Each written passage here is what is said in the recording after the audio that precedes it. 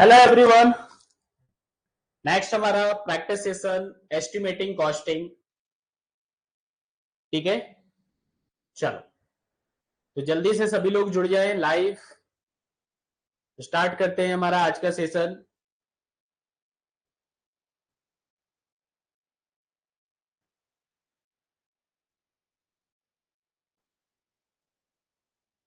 चलो चलो स्टार्ट करते हैं फिर आज के सेशन हमारा जो है एस्टिमेटिंग एंड कॉस्टिंग का। ठीक है,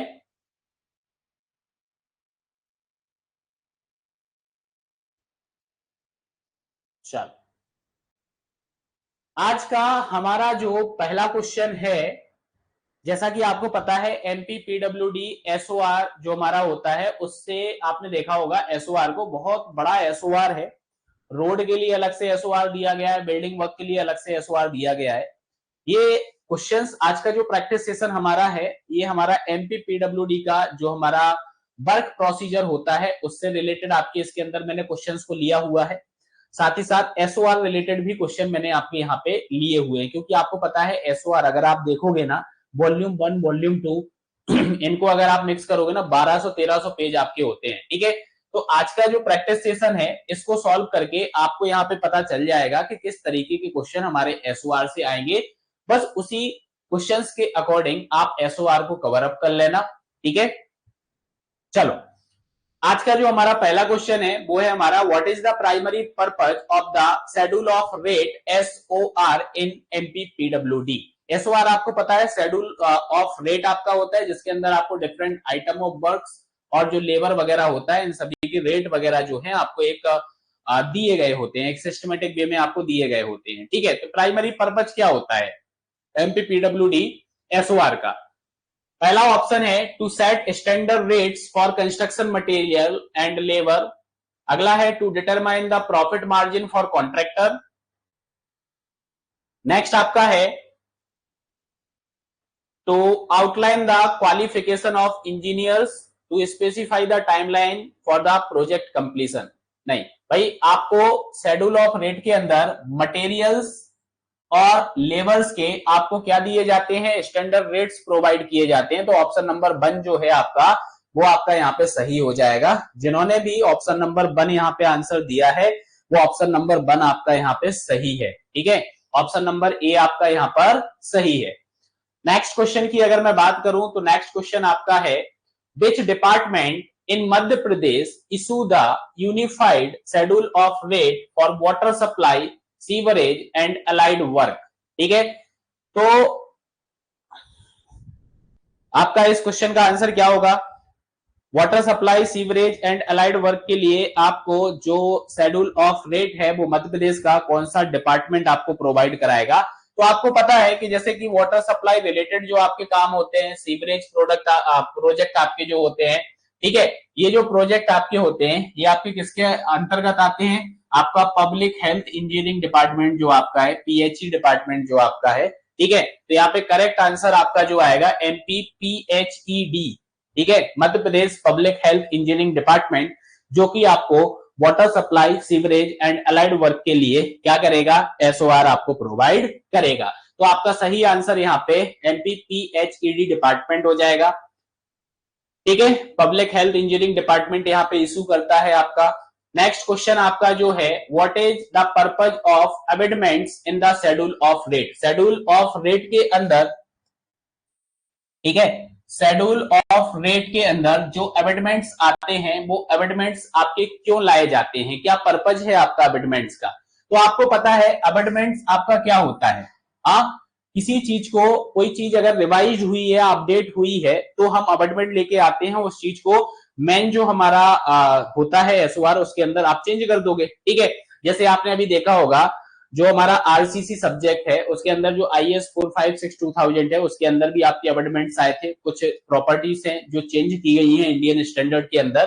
ठीक है, तो आप यहाँ पे क्या करोगे, एसओआर के अंदर जो अमेंडमेंट होता है उसका मेन पर्पज क्या होता है? उसका मेन पर्पज होता है to update rates based on the current market condition. Current market conditions के बेसिस पर हम रेट्स को क्या करते हैं? हम रेट्स को अपडेट करते हैं। क्या करते हैं? हम रेट्स को अपडेट करते हैं।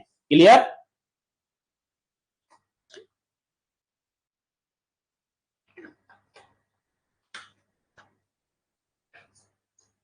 तो यहां पे करेक्ट आंसर क्या होगा? करेक्ट आंसर आपका बी आपका यहां पर हो जाएगा। अगला क्वेश्चन जो हमारा है, अगला क्वेश्चन जो हमारा है वो है which of the following is a key feature of MPPWD building SOR 2024। MPPWD building SOR 2024 का की फीचर जो आपका था वो की फीचर आपका क्या है? पहला है it includes rates for road construction. नहीं भाई ये नहीं आएगा यहां पे। रोड मेटल वर्क आपका अलग होता है, ठीक है। It provide rates for building work including excavation concrete and plumbing. It is applicable only to electric work. It is applicable only to water supply project.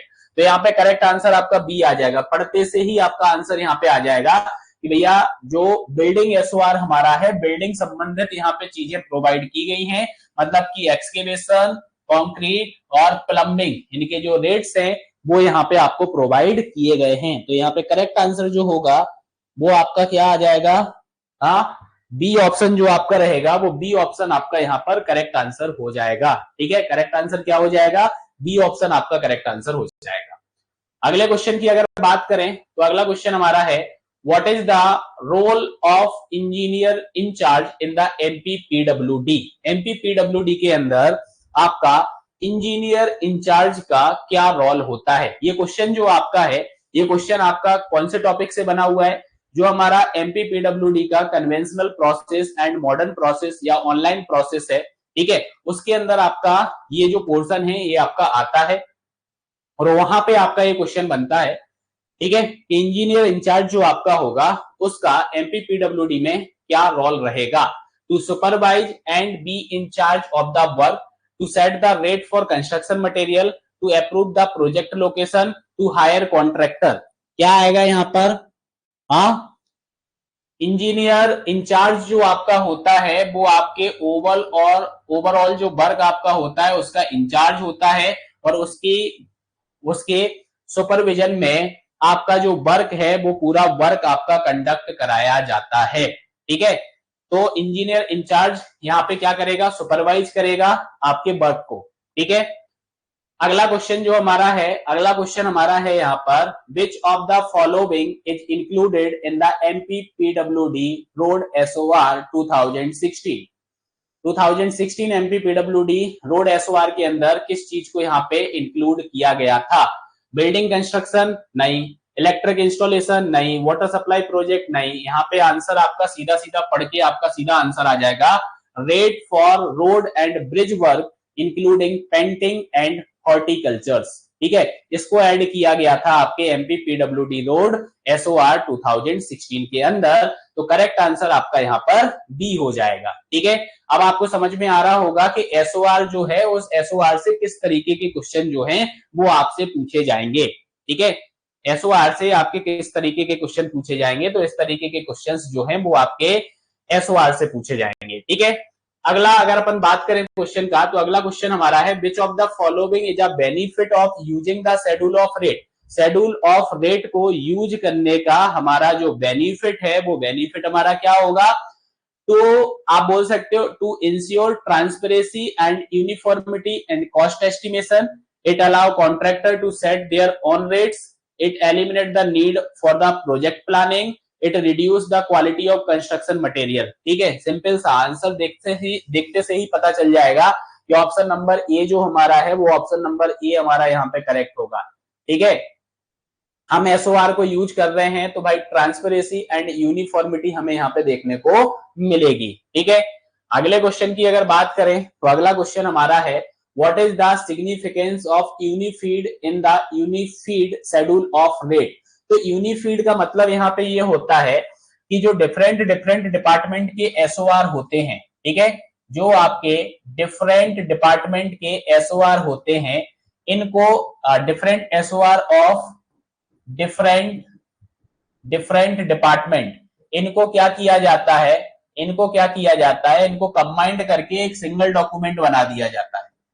ठीक है, इनको कंबाइंड करके क्या किया जाता है, एक सिंगल डॉक्यूमेंट आपका बना दिया जाता है। यूनिफिड से मतलब ये हो गया, ठीक है, सिंगल डॉक्यूमेंट आपका बना दिया जाएगा।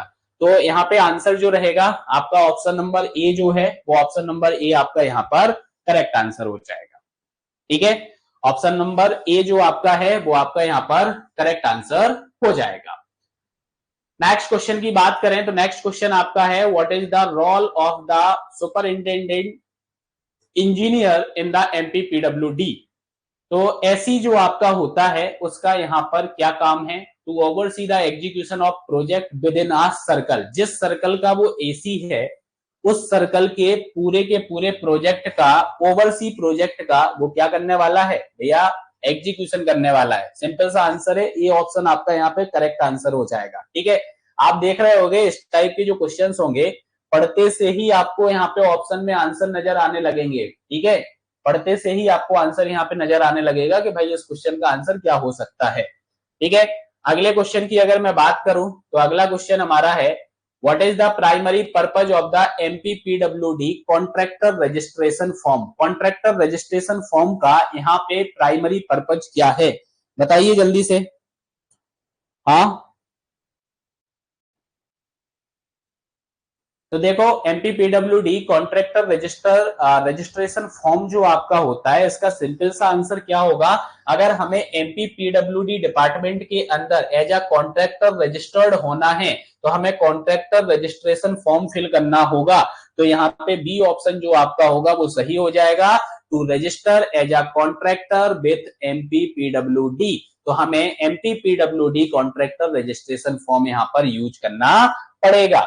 अगले क्वेश्चन की अगर बात करेंगे तो अगला क्वेश्चन हमारा क्या है, what is the validity period of MPPWD contractor registration.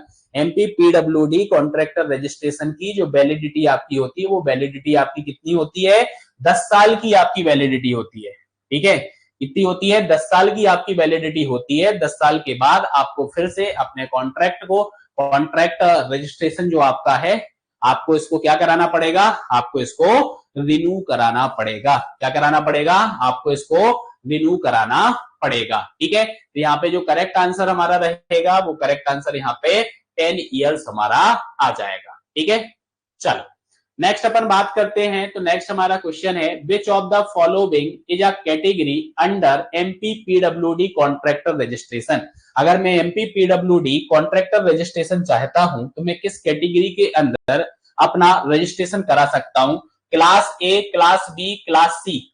ठीक है, 3 क्लास आपकी यहाँ पे कॉन्ट्रैक्टरशिप की होती हैं आपकी, आप किस क्लास के अंदर रजिस्ट्रेशन करा सकते हो। ठीक है, आप तीनों ही क्लास के अंदर रजिस्ट्रेशन करा सकते हो, आप तीनों ही क्लास के अंदर रजिस्ट्रेशन करा सकते हो। हर एक क्लास का जो गाइडलाइन होगा, अगर उस गाइडलाइन के अकॉर्डिंग आपके पास सारी चीजें होंगी तो आप किसी भी क्लास के अंदर क्या कर सकते हो, किसी भी क्लास के अंदर आप अपना रजिस्ट्रेशन करा सकते हो। ठीक है, अगले क्वेश्चन पर मूव करें तो अगला क्वेश्चन हमारा है, what is the registration fee for MPPWD contractor registration. Contractor registration के लिए हमें एमपीपीडब्ल्यूडी के अंदर कितना फी जो है वो पे करना पड़ता है। तो अगर बात की जाए तो गवर्नमेंट जो फी आपकी लगती है ना भाई, वो 25,000 लगती है। ठीक है, 25,000 रुपए आपका लगता है अगर आपको एमपीपीडब्ल्यूडी में आपको रजिस्ट्रेशन कराना है तो। ठीक है, और ये जो फी आपकी होती है याद रखना नॉन रिफंडेबल है, रिफंड नहीं होगी। ठीक है, नॉन रिफंडेबल रजिस्ट्रेशन फी आपकी है 25,000, इसको वापस नहीं किया जाएगा, ये लिखा हुआ है एक्सप्लेनेशन के अंदर, आप देख सकते हो। ठीक है, तो जब पीडीएफ अपलोड हो जाती है ना भाई, तो एक बार इन पीडीएफ को देख लिया करो, इनके एक्सप्लेनेशन को पढ़ लिया करो। ठीक है, तो यहाँ पे क्या बोला मैंने, ये जो 25,000 रुपए आप यहाँ पर दोगे तो भैया नॉन रिफंडेबल आपका रहेगा। ठीक है,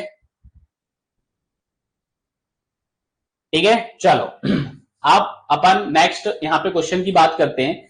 डिफरेंट टाइप ऑफ फॉर्म्स होते हैं, डिफरेंट टाइप्स ऑफ फॉर्म होते हैं जो कि एमपी पीडब्ल्यूडी डिपार्टमेंट्स के अंदर यूज होते हैं डिफरेंट डिफरेंट काम के लिए। जैसे आप बैंक जाते होगे कभी, तो बैंक के अंदर अंदर आपने देखा होगा कि हमें अगर पैसे को डिपॉजिट करना है तो हम डिपॉजिट स्लिप्स का यूज करते हैं, अगर हमें पैसे को विड्रॉ करना है तो विड्रॉवल स्लिप का आप यूज करते हो, अगर हमें चेक लगाना है तो चेक के लिए चेक डिपॉजिट स्लिप जो आपकी होती है आप उसको फिल करते हो। करते हो ना, डिफरेंट टाइप ऑफ स्लिप्स होती हैं डिफरेंट ऑफ वर्क के लिए। ऐसे ही एमपी पीडब्ल्यूडी के अंदर भी डिफरेंट टाइप ऑफ वर्क्स के लिए अलग अलग फॉर्म होते हैं जिनको नाम दिया गया है, फॉर्म 1, फॉर्म 2, फॉर्म 3, फॉर्म 4, इस टाइप के डिफरेंट टाइप ऑफ फॉर्म्स होते हैं। इन फॉर्म से आपको क्वेश्चन पूछा जा सकता है, ठीक है। जैसे पहला यहाँ पे जो आपका क्वेश्चन आया है, वो क्वेश्चन आपका आया है, which form is used for submitting bill and payment request in MPPWD। MPPWD के अंदर अगर हमें बिल्स और पेमेंट रिक्वेस्ट को सबमिट करना है तो हम कौन से फॉर्म का यहां पर यूज करेंगे? फॉर्म 1 का यूज करोगे, फॉर्म 2 का यूज करोगे, फॉर्म 3 का यूज करोगे, फॉर्म 4 का यूज करोगे, ठीक है। तो आपको एक चीज यहाँ पे याद रखना है कि एमपीपीडब्ल्यूडी के अंदर जो फॉर्म नंबर 2 हमारा होता है, फॉर्म नंबर 2 यूज किया जाता है submitting of bills and payment request, ठीक है। फॉर्म नंबर 2 जो आपका होता है वो submitting bills and payment request के लिए आपका यूज किया जाता है, ठीक है। अगले क्वेश्चन पर मूव करें तो अगला क्वेश्चन आपका है, what is the purpose of the MPPWD store receipt voucher? इसको आप शॉर्ट में एसआरवी बोलते हो। क्या बोलते हो आप? एसआरवी बोलते हो। तो स्टोर रिसीप्ट बाउचर जो आपका होता है, ये स्टोर रिसीप्ट बाउचर जो आपका होता है, ये आप किस लिए यूज करते हो? हाँ, ये आपका एक्नॉलेज रिसीप्ट ऑफ मटेरियल होता है, ठीक है। कि स्टोर से आपका जो मटेरियल वगैरह है ना, कितना मटेरियल आप यहाँ पे भेज रहे हो, ठीक है, उसके लिए बाउचर होता है। जैसे आपको मटेरियल चाहिए तो बाउचर भर के दे देते हैं कि भैया इतना इतना देना है, तो उस हिसाब से आपका ये स्टोर मैनेजमेंट होता है, ठीक है। क्योंकि ये जो टॉपिक हमारा है ये हमारे एग्जाम्स के अंदर पूछा जाएगा, ठीक है। स्टोर एंड अकाउंट्स जो आपका रहेगा, ठीक है। चलो, तो आपका ये हो गया है आपका, ठीक है। स्टोर रिसीप्ट बाउचर एसआरवी आपका हो गया है, ठीक है। चलो नेक्स्ट अपन आगे बढ़ते हैं। तो आगे हमारा जो क्वेश्चन है वो क्वेश्चन हमारा है, which form is used for issuing material from MPPWD store? अगर एमपीपीडब्ल्यूडी स्टोर से हमें मटेरियल को इशू कराना है तो हम कौन से फॉर्म का यूज करेंगे?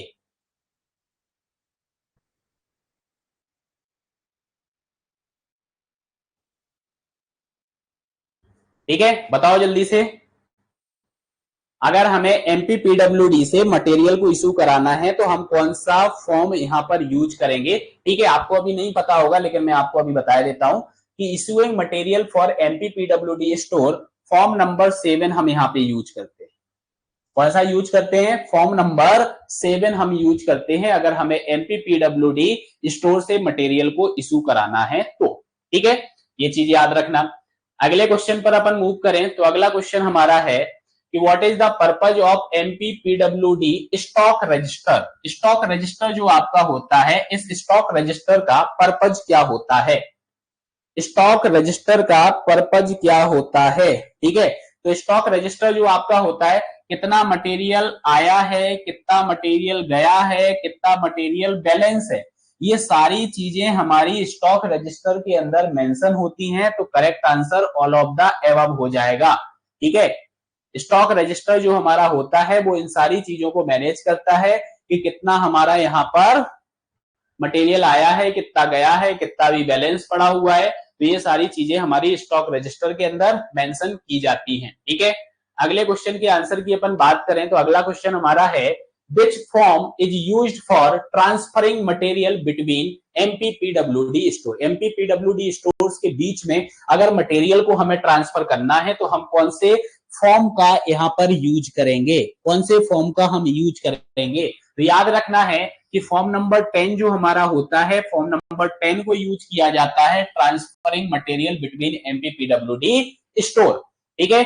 एमपीपीडब्ल्यूडी स्टोर्स के अंदर अगर हमें मटेरियल को ट्रांसफर करना है, फॉर्म नंबर 10 आप यहां पर यूज करोगे, ठीक है। फॉर्म नंबर 10 आपका यहां पर यूज होगा, ठीक है। नेक्स्ट अगर बात की जाए तो अगला क्वेश्चन हमारा है कि what is the purpose of the MPPWD measurement book? MPPWD measurement book का क्या पर्पज है? तो एमबी से रिलेटेड तो आप बहुत सारी चीजें डिस्कस कर चुके हो। एमबी जो आपको बताता है, क्या बताता है कि एक्चुअल में कितना हमारा जो वर्क है वो हो चुका है, तो to record measurement of work done, कितना हमारा वर्क हो चुका है, इस वर्क को रिकॉर्ड अगर हमें करना है तो ये हम मेजरमेंट बुक के अंदर करेंगे। किसके अंदर करेंगे? हम मेजरमेंट बुक के अंदर इस चीज को करेंगे। ठीक है, अगले क्वेश्चन की अगर बात करें तो अगला क्वेश्चन हमारा है which form is used for recording measurements in MPPWD. MPPWD के अंदर हम कौन से फॉर्म का यूज करेंगे रिकॉर्ड करने के लिए? बताओ जल्दी से।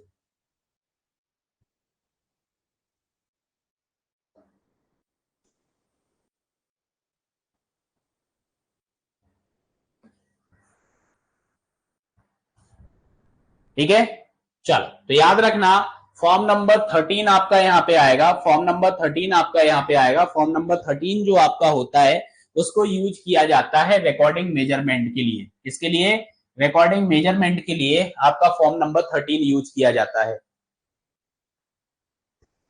ये कहां से पढ़ा रवि सर? रवि रवि सर पता क्या कर रहे हैं? रवि सर कर रहे हैं बढ़िया से, साइड में एक लैपटॉप खुला हुआ है, रवि सर मोबाइल पर क्लास देख रहे हैं। जैसे ही क्वेश्चन आता है रवि सर अपना टाइपिंग करते हैं और रवि सर के आंसर आ जाते हैं। क्यों रवि सर, ऐसे ही है ना?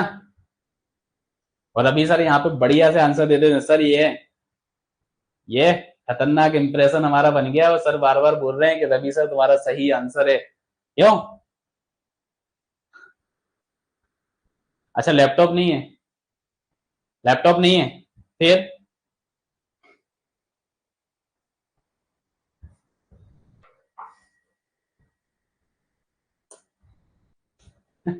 चलो जैसा भी है आंसर तो कर रहा है। ठीक है, अभी ये टॉपिक आपका कवर अप होगा, अभी आपका क्लास के अंदर इस टॉपिक को कवर अप नहीं किया है। ठीक है, क्योंकि एस्टिमेशन हमारा जो है ना उसके अंदर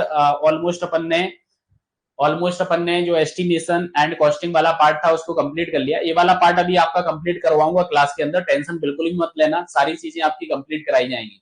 ठीक है, सारी कंप्लीट आपकी सारी जो जितने भी टॉपिक्स आपके हैं सारे आपके कंप्लीट होंगे। ठीक है, बस मैंने यहाँ पे ले लिया है इस टॉपिक को ऑब्जेक्टिव में, जिससे आपको एसओआर वगैरह जो है ना, जैसे एसओआर के अंदर 1200-1300 पेज है। अब आप कैसे पढ़ोगे? आपको समझ में नहीं आएगा कि आपको एसओआर में पढ़ना क्या है। तो ये सारी चीजें मैंने यहाँ पे ली हैं, एसओआर रिलेटेड भी क्वेश्चंस लिए हैं, जिससे आपको आइडिया लग जाए कि एसओआर से किस तरीके के क्वेश्चंस पूछे जाते हैं। हम उसी डायरेक्शन में एसओआर की जो की पॉइंट्स हैं उन की पॉइंट्स को यहाँ पे पढ़ लें। ठीक है, चलो ठीक है, सारी चीजें आपकी करवाई जाएंगी, टेंशन बिल्कुल ही नहीं लेना है, सारी चीजें आपकी कराई जाएंगी। क्योंकि ये वाला जो चैप्टर आपके हैं ये चैप्टर्स ऐसे हैं, फैक्चुएट डेटाबेस आपका क्वेश्चन यहाँ पे पूछा जाता है, लास्ट में पढ़ोगे तो ही बढ़िया है। ठीक है, क्यों? क्योंकि ये चीजें आपको याद रहेंगी, फ्रेशली पढ़ोगे तो फ्रेशली आपके माइंड में रहेगा। ठीक है, फ्रेशली पढ़ोगे तो फ्रेशली माइंड में रहेगा और आपके क्वेश्चन गलत नहीं होंगे, आपको बन जाएंगे। ठीक है, चलो अगले क्वेश्चन पर मूव करते हैं। तो अगला क्वेश्चन हमारा है which form is used for submitting the abstract bill। जो हमारा एब्स्ट्रैक्ट बिल होता है अगर हमें उसको सबमिट करना है तो हम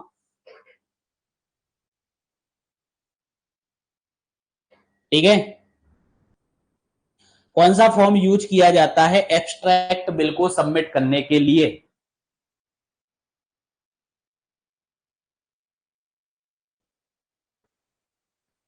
ये वाला सर अपन लोग कर पा रहे हैं, बाकी लोग कहां से करेंगे? बाकी लोगों के लिए भी नेविगेट के दरवाजे खुले हुए हैं, वो नेविगेट के दरवाजे पर दस्तक दें, उनको भी ये वाले टॉपिक्स मिल जाएंगे। ठीक है, तो ठीक है, चलो तो सबमिटिंग द एब्स्ट्रैक्ट बिल की अगर बात की जाए तो फॉर्म नंबर 18 आपका है, फॉर्म नंबर 18 आपका है।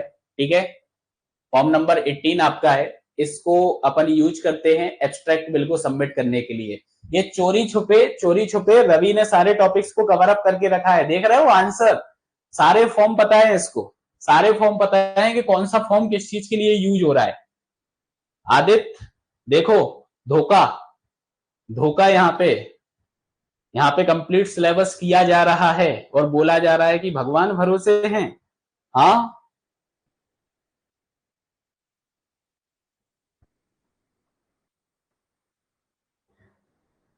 चलो अगले क्वेश्चन पर।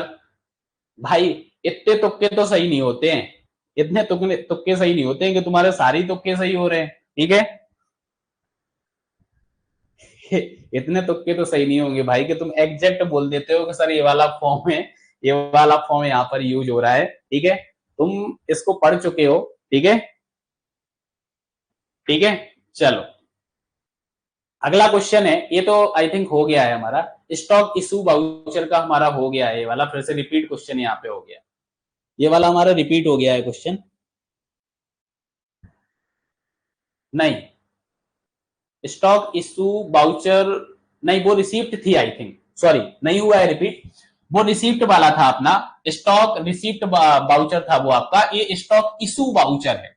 अच्छा, इशू वाउचर जो आपका होगा, इशू वाउचर आपको यहाँ पे क्या बताएगा, आपको सिंपल सा सीधा सीधा answer, to authorise the issue of material. ठीक है सर, खिलाड़ी आदमी है आदित्य, हाँ खिलाड़ी आदमी तो है यार वो, क्यों क्रिकेट वगैरह खेलता होगा ना, तो खिलाड़ी आदमी तो है। ठीक है, तो एसआई भी जो आपका होता है ना, स्टॉक इशू वाउचर, ये आपको ऑथराइज करता है मटेरियल को इशू करने के लिए। ठीक है, चलो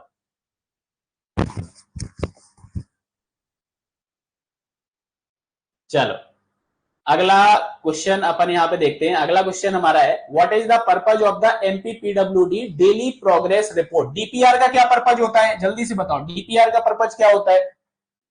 हाँ, ये तो सिंपल सा क्वेश्चन है, इसको तो अपन ने डिस्कस किया भी है। हाँ, ये डेली वर्क प्रोग्रेस को रिपोर्ट करता है, रिकॉर्ड करता है, डेली वर्क प्रोग्रेस को क्या करेगा, डेली वर्क प्रोग्रेस को रिकॉर्ड करेगा। क्या करेगा, डेली वर्क प्रोग्रेस को रिकॉर्ड करेगा। ठीक है, अगला question, which form is used for submitting the daily progress report in MPPWD. देखो इसका अभी फिर से सही आंसर आने वाला है, ये अभी फॉर्म नंबर बताएगा ना कि सर ये वाला फॉर्म नंबर होगा। देखो बताना रवि, कौन सा फॉर्म नंबर आएगा, डेली प्रोग्रेस रिपोर्ट को अपने को सबमिट करना है एमपीपीडब्ल्यूडी के अंदर, तो कौन सा फॉर्म अपन यूज करेंगे। हाँ, कौन सा फॉर्म यूज करेंगे।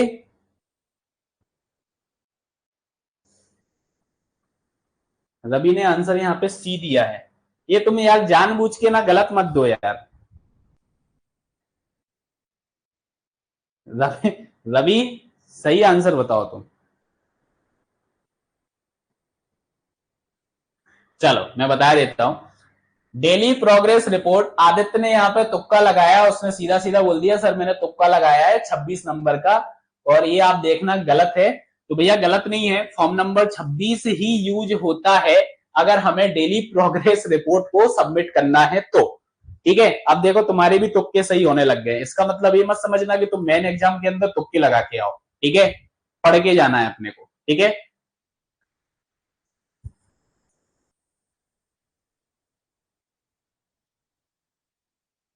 तो यहाँ पे ये आंसर जो है ये सही हो गया है, और रवि ने जानबूझ के यहाँ पे अपना तुक्का गलत कर दिया था कि इस बार नहीं तो भैया शक हो जाएगा आदित्य भैया को कि पक्का रवि ने पढ़ के रखा हुआ है, तो इसने गलत कर दिया, बोले 27 नंबर लगा दो यहाँ पे। चलो अगले क्वेश्चन पे मूव करते हैं। अगला क्वेश्चन हमारा है, एमपीपीडब्ल्यूडी वर्क ऑर्डर का क्या पर्पज होता है। वर्क ऑर्डर का क्या पर्पज होता है, जल्दी से बताओ। वर्क ऑर्डर का क्या पर्पज होता है। वर्क ऑर्डर का पर्पज पता क्या होता है, जैसे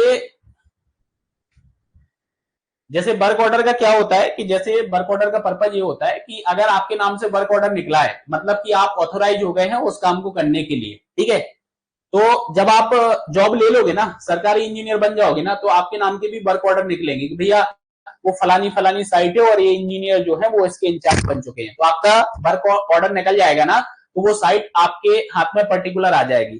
तो हर एक पर्सन के लिए वर्क ऑर्डर यहाँ पे जारी होता है, हर एक चीज के लिए आपका वर्क ऑर्डर जारी होगा। तो यहाँ पे आंसर जो आपका रहेगा वो आपका ऑप्शन नंबर ए जो है, वो ऑप्शन नंबर ए आपका यहाँ पर सही हो जाएगा।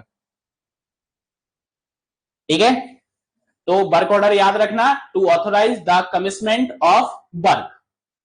नेक्स्ट क्वेश्चन की अगर बात करें तो नेक्स्ट क्वेश्चन आपका है, what is the primary objective of site organisation in MPPWD project. MPPWD project के अंदर साइट ऑर्गेनाइजेशन का क्या ऑब्जेक्टिव होता है। हाँ, क्या ऑब्जेक्टिव होता है।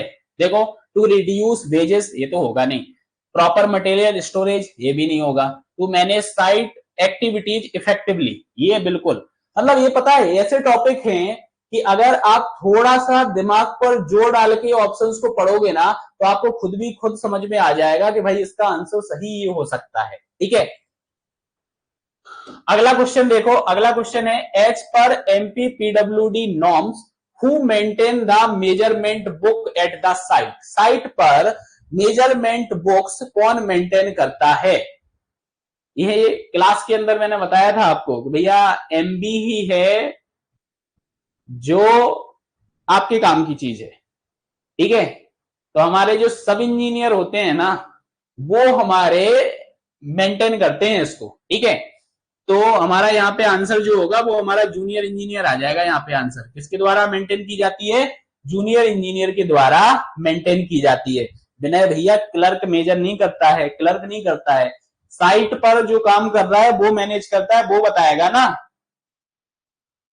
ठीक है, वो ही आपको बताएगा ना कि जूनियर इंजीनियर ही तो बताएगा। ठीक है, तो बड़े काम की चीज है। ठीक है, जेई साहब के बाद एई साहब के पास आएगी ये। ठीक है, जेई है ऑप्शन नहीं देखा, बस यही तो मैं बोल रहा हूं, घोड़े पे सवार होके क्यों आंसर देना क्वेश्चन का। हाँ, घोड़े से उतर के दे दो, गलत नहीं होगा। तुम बढ़िया आए घोड़े पे, बस बैठे बैठे दौड़ते हुए जा रहे हो, दो ऑप्शन दिखाई दिए, उसकी बेसिस पे तुमने आंसर टिक कर दिया। ठीक है, चलो अगला क्वेश्चन, अगला question, the contract labour regulation and abolition act 1970 apply when how many labours are employed. क्या आंसर आएगा।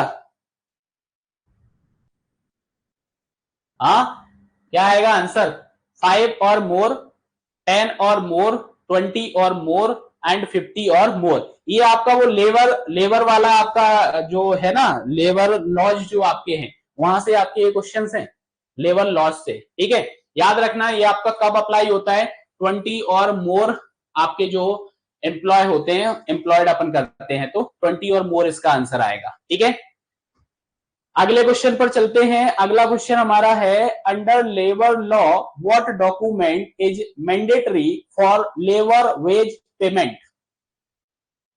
हाँ, ये बताओ, लेबर को पैसा देना है भैया तो कौन सा जो डॉक्यूमेंट होगा वो बहुत ज्यादा हमारे लिए इंपोर्टेंट होगा, बताओ रवि। हाँ, बिल्कुल सही आंसर दिया है, वेज रजिस्टर, सी ऑप्शन हमारा बिल्कुल सही आंसर यहां पर होगा। ठीक है, अगला क्वेश्चन हमारा, अगला क्वेश्चन हमारा, what is the minimum wage rate determined by, हमें कम से कम कितना पैसा देना पड़ेगा, ये हमें कैसे पता चलेगा। कॉन्ट्रैक्टर बताएगा, इंजीनियर बताएगा, गवर्नमेंट नोटिफिकेशंस हैं कि वर्कर डिमांड है। भैया वर्कर आया, उसने बोला जेई साहब काम करूंगा मैं, तो मैं तो 1,000 रुपए लूंगा दिन के, दोगे। नहीं, देखो गवर्नमेंट नोटिफिकेशन आपका यहाँ पे रहेगा कि मिनिमम आपको कितना पेमेंट करना है। ठीक है, यहाँ पे आंसर जो रहेगा सी ऑप्शन आपका यहाँ पे सही होगा, सी ऑप्शन आपका क्या होगा, सी ऑप्शन आपका सही होगा। ठीक है, चलो नेक्स्ट अपन बात करते हैं, which agency insure the enforcement of labour laws on construction site, construction site पर जो लेबर लॉज की बात आती है ये आपका कौन सा एजेंसी है या कौन सा डिपार्टमेंट है। ठीक है, डिपार्टमेंट है जो कि आपका यहां पर इन्फोर्समेंट करता है। ठीक है, PWD, police department, labour department, panchayat. सीधा सीधा पढ़ के ही आंसर आ रहा है। लेबर से रिलेटेड जितने भी केसेस होते हैं, जो भी लॉ वगैरह होता है वो सब लेबर डिपार्टमेंट के अंदर होता है। ठीक है, इसके अंदर होता है, लेबर डिपार्टमेंट के अंदर होता है, तो लेबर डिपार्टमेंट आपका यहाँ पे सही आंसर हो जाएगा। ठीक है, लेबर डिपार्टमेंट में भी तुम इंस्पेक्टर बन सकते हो। ठीक है, what is the penalty for non compliance with labour laws in PWD work, PWD work के अंदर अगर आप लेबर लॉज को फॉलो नहीं कर रहे हो, ठीक है, तो पेनल्टी आपका क्या है, site termination only, fine, black listing और इम्प्रोसमेंट, प्रमोशन, बोनस पेमेंट। बताना जरा, ये लास्ट के दो तो नहीं होंगे भाई कि तुम पता चले कि तुम फॉलो भी नहीं कर रहे हो और बोल रहे हो मेरे को प्रमोशन दे दो। हाँ, प्रमोशन मतलब ऑप्शन भी कैसे कैसे यहाँ पे बन जाते हैं यार क्वेश्चंस के अंदर, सोचो। प्रमोशन, बोनस पेमेंट, बोले लॉ फॉलो मत करो, आपको बोनस पेमेंट दिया जाएगा। ठीक है, सिंपल सा है। अगर नहीं फॉलो करोगे तो ऐसा नहीं है कि साइट से आपको टर्मिनेशन कर दिया जाएगा, सिर्फ साइट से निकाल दिया जाएगा, आपको फाइन भी लगाया जा सकता है, आपको ब्लैक लिस्ट भी किया जा सकता है। ठीक है, तो बी ऑप्शन जो है वो बी ऑप्शन आपका यहाँ पे सही हो जाएगा। ठीक है, चलो अगला क्वेश्चन है, who is responsible for labour safety and construction site. Construction site पर लेबर सेफ्टी के लिए कौन रिस्पॉन्सिबल होता है? Labour inspector, site engineer, contractor और स्टोर कीपर। अब बेचारा स्टोर कीपर क्या करेगा साइट पे जाके? हाँ, कौन करेगा? Labour inspector. कॉन्ट्रैक्टर रिस्पॉन्सिबल होगा भाई, लेबर कौन हायर कर रहा है? कॉन्ट्रैक्टर जो आपका है वो कर रहा है, कॉन्ट्रैक्टर यहाँ पे रिस्पॉन्सिबल होगा। ठीक है, डायरेक्टली रिस्पॉन्सिबल आपका कॉन्ट्रैक्टर यहाँ पे रहेगा। कौन रहेगा? डायरेक्टली आपका रिस्पॉन्सिबल कॉन्ट्रैक्टर रहेगा। ठीक है,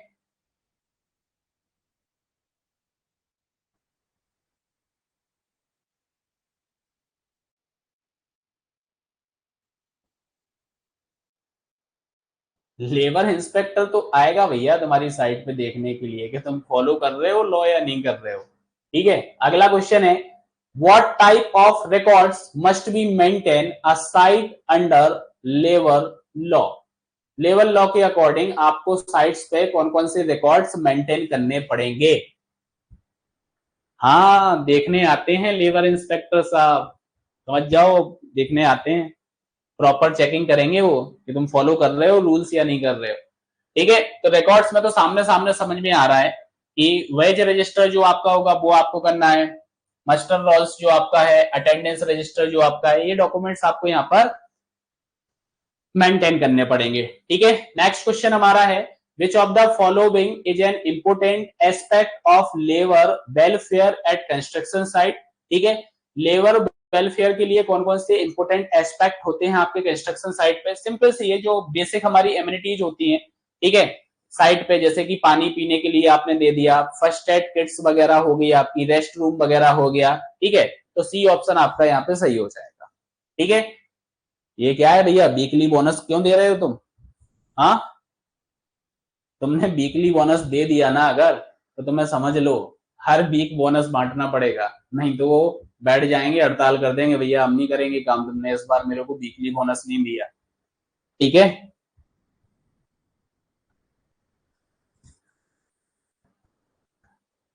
भैया ड्रिंकिंग में पानी की बात हो रही है। ठीक है, और कुछ नहीं समझना है तुमको, ड्रिंकिंग वाटर लिखा हुआ है वहां। ठीक है, चलो अगला क्वेश्चन है, what is the maximum working hour for labours per day under Indian labour laws. कितने घंटे काम करवाओगे लेबर से? हाँ, 6 घंटे, 7 घंटे, 8 घंटे, 10 घंटे। आदित्य ने आंसर यहाँ पे सी दिया है भैया, 8 घंटे। बताओ यार, लेबर भी 8 घंटे काम कर रही है और यहाँ मैं सुबह 10 बजे से लेकर रात को 10 बजे तक क्लास ले रहा हूँ। हाँ, 4 घंटे प्लस कर दिए यहाँ तो।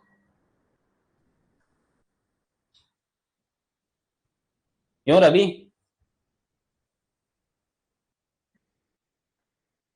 अब ये वाले जो रूल्स है ना, ये मेरे को अपने ऊपर लागू करने पड़ेंगे भैया, हम 8 घंटे ही पढ़ाएंगे, 8 घंटे से ज्यादा नहीं पढ़ाएंगे।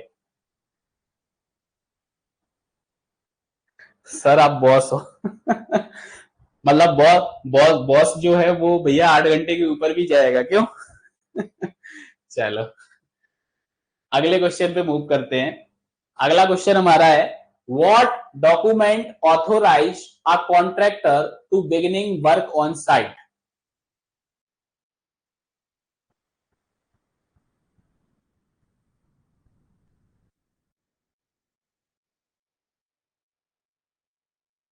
पहले वाले सर एमपी पढ़ाते थे वो हैं कि नहीं? पहले वाले सर, पहले वाले सर कौन से सर? किन सर की बात कर रहे हो? बी आंसर यहाँ पे है। ये तो अभी आपको बताया ना कि अगर साइट पे अपने को वर्क करना है तो वो कौन सा डॉक्यूमेंट है जो आपको ऑथोराइज करता है काम करने के लिए। अभी आपको बताया था मैंने, वर्क ऑर्डर आपका रहेगा। क्या रहेगा आपका? वर्क ऑर्डर रहेगा। अगर आपके पास वर्क ऑर्डर नहीं है तो आप काम नहीं कर पाओगे। ठीक है, मूवियों में देखा है ना, मूवियों में देखा है ना, सब इंस्पेक्टर होते हैं, बढ़िया से एक नोटिस आता है, आप इस केस को हैंडल करोगे। अब वो अपनी पूरी टीम लेके बिल्कुल एक्शन में। ठीक है,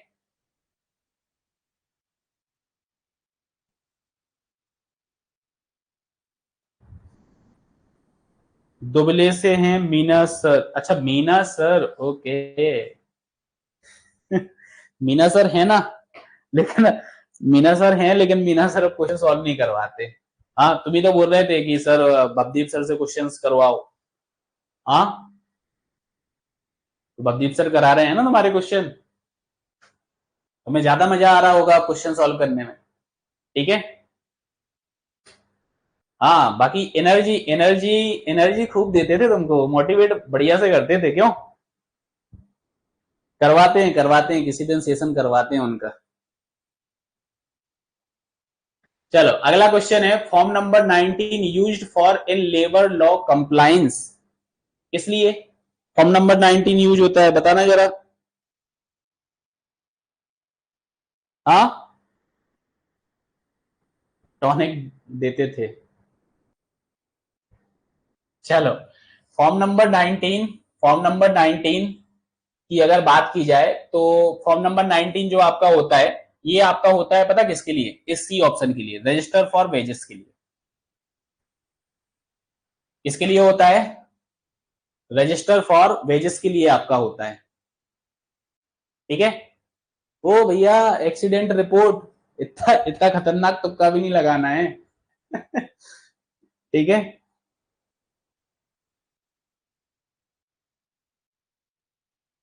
अगला क्वेश्चन हमारा है, ये आ गया तुम्हारा, एक्सीडेंट का तुमने नाम लिया और अब यहाँ पे एक्सीडेंट आ भी गया।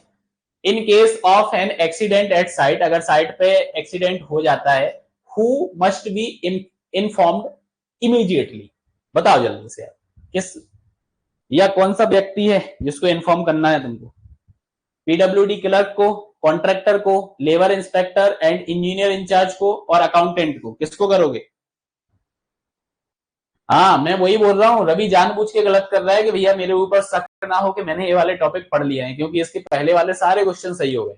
अब सोचो, कोई व्यक्ति अगर 20 क्वेश्चन कर रहा है, उसमें से 15 क्वेश्चन के बिल्कुल सही सही आंसर दे रहा है, लास्ट के 5 गलत कर रहा है, तो जानबूझ के कर रहा है ना। हाँ,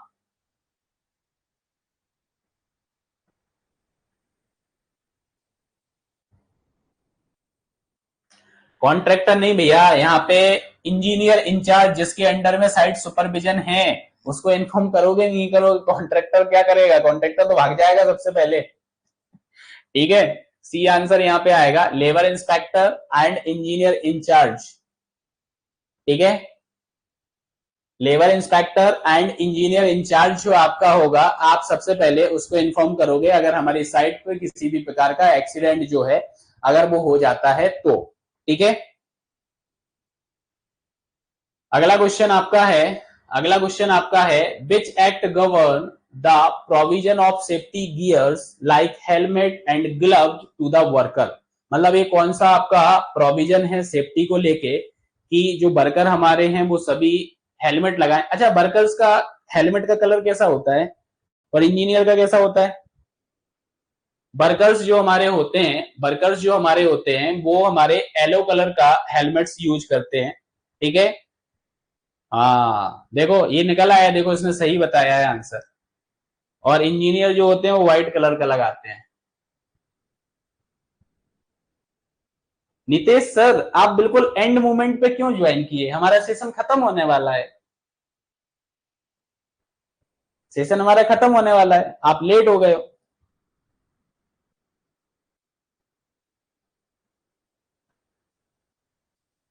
चलो, तो यहाँ पे कौन सा एक्ट आएगा जल्दी से बताओ, एक्ट एक्ट बता दो मेरे को, building and other construction worker act 1996, ये आएगा क्या? हाँ,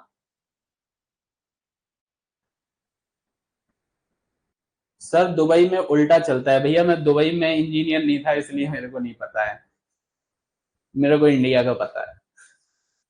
अब मैं सोच रहा हूँ कि दुबई में शिफ्ट हो जाऊं, वहीं से तुम्हारी ऑनलाइन क्लासेस लिया करूंगा, फिर मैं देख लूंगा वहां पे कि कैसा वो हेलमेट वगैरह लगाते हैं, क्योंकि हमारी एग्जाम में दुबई का तो पूछना नहीं है उनको।